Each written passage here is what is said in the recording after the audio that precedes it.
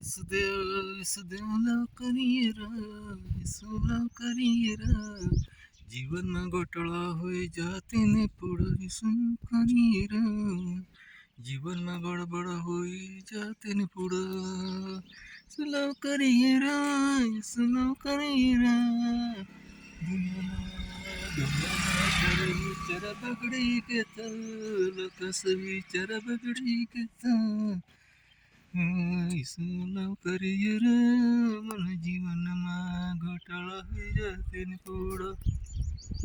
Hello guys, હા વર્ષો પહેલાં મારા મમ્મી મારામાં જે ચાકદરા ગામમાં આવીને મોવડા વણવા માટે આવતા હતા.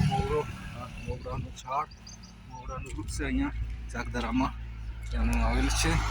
અને વર્ષો પહેલાં મારા મમ્મી જગ્યા પર મોવડા વણવા આવતા હતા ત્યારે અમે નાના તો ખાવાની બી બહુ તકલીફ હતી.